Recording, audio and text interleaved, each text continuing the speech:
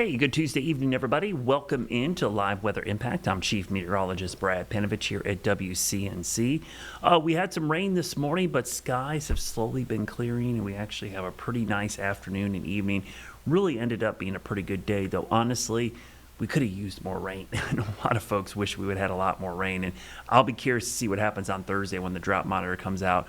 How much improvement or not improvement did we have from last week? But let's start with a view from our gorgeous WCNC Tower Cam here off the Billy Graham Parkway near the Charlotte Douglas International Airport. We're looking back towards Uptown, and you can see we've got some breaks in the clouds, actually a little bit of sunshine poking through from time to time. Temperatures are very mild out there. Remember, the normal high now is back into the upper 70s, so seeing temperatures close to 80 is going to be a little bit above normal. The highs tomorrow will be back near 80 degrees. I'll show you the current temperature. Just kind of jump the gun there a little bit just to show you where it is right now to kind of put in perspective. We're back in the low 70s, so the cloud cover definitely having an impact on us right now, and that's allowing for the temperatures to feel a little bit cooler. It's still kind of muggy, though. We could use some lower dew points because tonight we should be in the 50s. We're going to be in the 60s. Later this week, we will have some of those crisp, cool mornings that you expect for early October, and yes, tomorrow is October 1st. It's hard to believe that it's already here. Let's take a look at the radar and satellite, because we've had a few sprinkles showing up here and there on the satellite radar, but not a whole lot. The real story has been the sky's beginning to clear out, and our two tropical systems, which are really fascinating. I always love looking at this image. Yesterday we were geeking out about this as well. But you've got two hurricanes off the East Coast. Had a lot of great questions about, how often does this happen? More than you think. And actually the last time it happened was twice we had two tropical systems this close together in, I would say, the Atlantic Basin off the East Coast. It was in 2023, so just a couple years ago that we had this happen. You would expect that you're going to see this from time to time, especially this time of year when it's the most active part of the hurricane season. Here is Hurricane Imelda. It could gain strength, and the reason it's going to gain strength, it's moving into a favorable environment of upper-level winds, which will push it and make it stronger. But what's really interesting is that it could become a really powerful extratropical system, because look what happens here. We talked about the Fujiwara effect yesterday. These aren't going to go through the Fujiwara effect. What's going to happen is Humberto is basically just going to get absorbed by Imelda, and it's going to become a large low-pressure system and move out in the middle of the Atlantic, and we're going to see dry air move in. So kind of a fascinating structure with that as it develops over time and then moves away from us. Speaking of summer, I am fairly confident now that we have seen our last 90-degree day, so I can pull out the chart and kind of show you where we're going to be. Now, I know what everyone's saying. I know we've hit 90 in October, yes, but it's incredibly rare. Usually we're pretty much done by the time we hit October. And honestly, there's nothing in the 10-day forecast that shows anything remotely close. So that would put us beyond the normal time of our last 90, which, by the way, the average date's like September 12th. So we're way past that. 54 for this year. That's more than last year. It's actually more than the year before.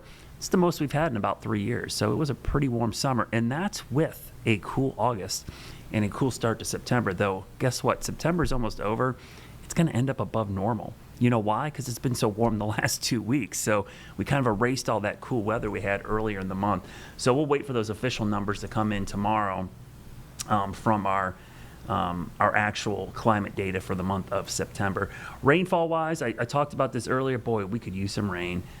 We just don't have a bunch in the forecast. It's a pretty minuscule amount of rain showing up in the forecast right now. So I would anticipate us staying very dry. That's why I said once we see this drought monitor update, which will be coming out on Thursday, I don't expect it to be all that great. We're probably going to see it stay pretty low, because I know it rained yesterday, but it really wasn't that much. In fact, most areas saw less than a half an inch of rain. In fact, now that I mention it, let me pull up our rainfall from yesterday. I'll do this in real time just so we can show you. Let's see, where was our rain from yesterday? This will be our rain totals. Hopefully it'll be the 24-hour totals. You can see in Charlotte, under a half an inch, and most other areas were less than that as well. So that was not a ton of rain in the last 48 hours. That's not going to help with the drought. Remember, you need an inch of rain per week just to break even. So we're behind. So we need more than an inch of rain. So getting a half an inch, while it might temporarily pause the drought from getting worse, it's not going to help it get better. And in some cases where it didn't rain much at all, you're probably looking at worsening drought conditions. Now, a couple things to talk about going into the weekend, because it's never too early to look at the weekend. Never. I mean, it's Tuesday, but we'll look at the weekend because people are already thinking about it. Pretty warm stretch for the weekend. Remember, the average highs in the upper 70s, average lows in the 50s. So Saturday will be a crisp, cool start in the morning, but a quick warm-up close to 80 on Sunday. We've got a home Panthers game. We've also got the Roval 400, which is Sunday, which looks great as well. And rain is not a big issue for that, even if it does rain, because remember, it's a road race, so they have the rain tires and the windshield wipers on the vehicles. They just don't race if it gets real heavy because it becomes a visibility issue with spray and they can't see the car in front of them. That's really where it becomes an issue. But Tim and I are going to talk about this, but I got to tell you as well, for those that don't stick around, we're getting towards the leaf season really kicking off here. October is kind of that magic number, and typically the first week in October, the first weekend, we tend to see peak color above 5,000 feet. And being in the mountains last week, I can tell you the ridge tops, there's definitely good color already.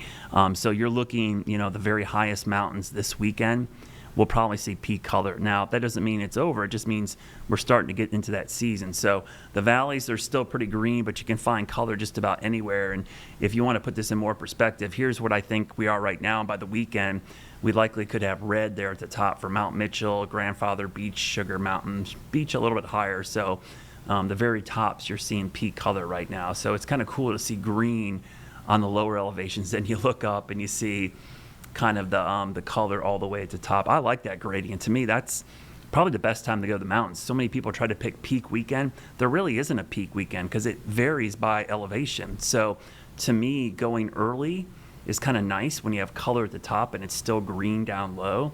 You get that nice gradient. It's kind of the rainbow effect there. The later you get in the season, you can get good color at the lower elevations, but sometimes the leaves are completely gone higher up. We also are in stink bug season, but we're not quite there yet. We did a story yesterday. We kind of jumped the gun a little bit on this, I think, because typically the stink bugs do not become a big issue. And what I mean by them, they're always out there, but they try to get in your house after we have a good cold snap at night.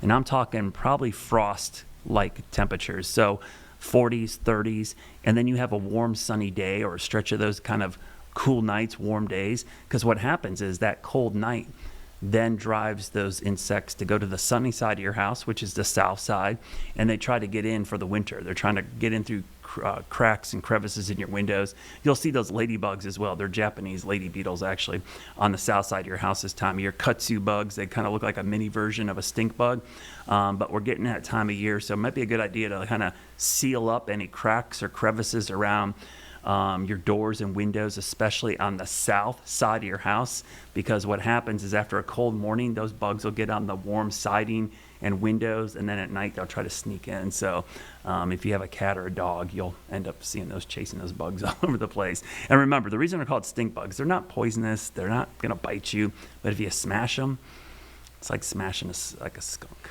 It's horrible. And it's hard. When you want to get them out of your house, the first thing you want to do is like squish them and throw them out. But my trick, and this works, I have a little shop vac. And so I just suck them up with the shop vac. They go inside the container, take them outside, dump those in the trash, and it doesn't smash them. So that works well. Don't spray them. It doesn't really do much for you. The weekend forecast, as I mentioned, will be back near 80. But let's look at the Jerry Hunt Supercenter 7-day forecast. So when you look at this, that's a pretty good forecast, but it's above normal. The average high today is 79 and average low is 58, but over the next 7 days, that actually goes down even more.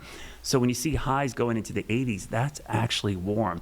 But I will tell you, I'm excited for Thursday, Friday, Saturday, because to me, that is like what August is all about. Crisp, cool mornings and nights, bonfire weather, sweater weather at night.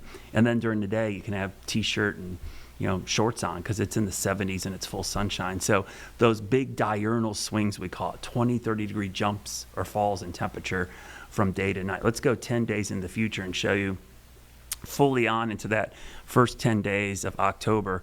And you're looking at temperatures pretty warm, honestly, for this time of year. We should be generally in the low to mid 70s with 40s and 50s in the morning.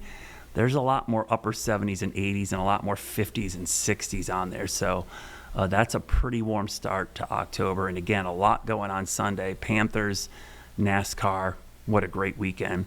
here in the Queen City. Coming up, we're going to bring in Tim Buckley. He's back from WFMY. We got a lot to talk about. Tropical systems. We'll talk more about stink bugs. We'll talk about everything coming up in 2 minutes, so stick right there.